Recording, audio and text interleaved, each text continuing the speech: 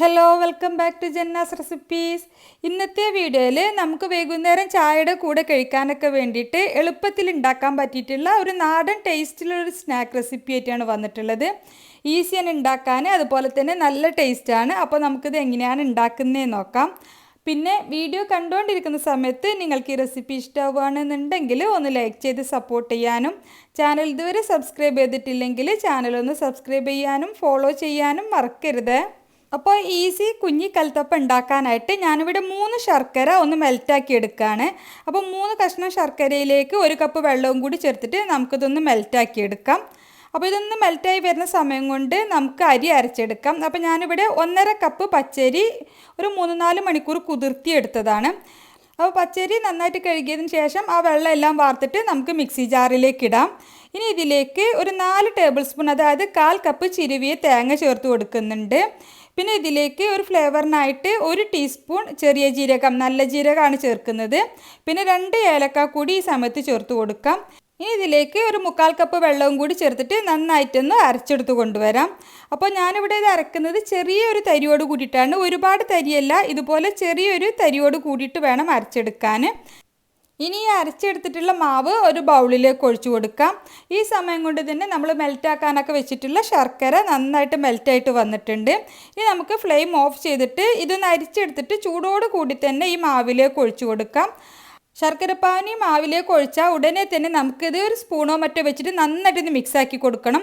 അല്ലെങ്കിൽ മാവ് കട്ട കുത്തിയിട്ട് വെന്തു പോവാൻ സാധ്യതയുണ്ട്. അതുകൊണ്ട് ആ ഒരു കാര്യം പ്രത്യേകം ശ്രദ്ധിക്കാം. പിന്നെ മധുരം ബാലൻസ് ചെയ്യാനായിട്ട് ഒരു 1/4 ടീസ്പൂൺ ഉപ്പ് ചേർത്ത് കൊടുക്കാം. ശർക്കരയിൽ ഒരു ഉപ്പ് ടേസ്റ്റൊക്കെ ഉണ്ടാവും, എന്നാലും നോക്കിയിട്ട് ചേർത്ത് കൊടുക്കുക. പിന്നെ ഒരു 2 നുള്ളി ബേക്കിംഗ് സോഡ കൂടി ചേർത്തിട്ട് നന്നായിട്ടൊന്ന് മിക്സാക്കിയിട്ട് മാറ്റി വെക്കാം. ഇനി ഒരു പാൻ വെച്ചിട്ടുണ്ട്, അതിലേക്ക് ഒരു 2 ടേബിൾ സ്പൂൺ നെയ്യ് ഒഴിച്ച് കൊടുത്തിട്ടുണ്ട്. നെയ്യൊന്ന് ചൂടായി വന്നാൽ ഇതിലേക്ക് ഒരു 1/2 കപ്പ് തേങ്ങാക്കൊത്ത് ചേർത്തിട്ട് നന്നായിട്ടൊന്ന് വറുത്തെടുക്കാം. ഞാനിവിടെ വെള്ളം വറ്റിയിട്ടുള്ള തേങ്ങയാണ് എടുത്തിട്ടുള്ളത്. സാധാരണ പച്ചത്തേങ്ങ നമുക്കിതുപോലെ ചെറിയ കഷ്ണാക്കിയിട്ട് എടുത്താലും മതി. തേങ്ങ ഒന്ന് മൂത്ത് വരുന്ന സമയത്ത് നമുക്കിതിലേക്ക് ഒരു 4-5 ചെറിയ ഉള്ളി ചെറുതായിട്ട് കട്ട് ചെയ്തിട്ട് അതുകൂടി ഇട്ട് കൊടുക്കാം. എന്നിട്ട് രണ്ടും കൂടി നന്നായിട്ടൊന്ന് മൂപ്പിച്ചെടുക്കാം. തേങ്ങ ഒന്ന് മൂത്ത് വരുന്ന സമയത്താണ് ചെറിയ ഉള്ളി ചേർത്ത് കൊടുക്കേണ്ടത്. ഇനി ഇതിൽ നിന്നൊരു 2-3 ടേബിൾ സ്പൂൺ മാറ്റി വെച്ചതിന് ശേഷം ആ നെയ്യോട് കൂടിയിട്ട് ബാക്കിയുള്ള തേങ്ങാക്കൊത്ത് നമുക്ക് ഈ മാവിലേക്ക് ഒഴിച്ച് കൊടുത്തിട്ടൊന്ന് മിക്സാക്കി എടുക്കാം. നന്നായിട്ടൊന്ന് മിക്സ് ആക്കിയതിന് ശേഷം നമുക്ക് കുഞ്ഞി കൽത്തപ്പം ചുട്ടെടുക്കാം. അതിനായിട്ട് ഞാൻ ഇതുപോലെ ഒരു ചീനച്ചട്ടിയാണ് വെച്ചിട്ടുള്ളത്. അതിലേക്ക് 1 ടേബിൾ സ്പൂൺ വെളിച്ചെണ്ണ ഒഴിച്ച് കൊടുത്തിട്ട് ആദ്യത്തെ തവണ നമുക്കിതുപോലെ നന്നായിട്ടൊന്ന് ബ്രഷ് ചെയ്ത് കൊടുക്കാം, ചട്ടിയിൽ എല്ലായിടത്തേക്കും ആവുന്ന രീതിയിൽ.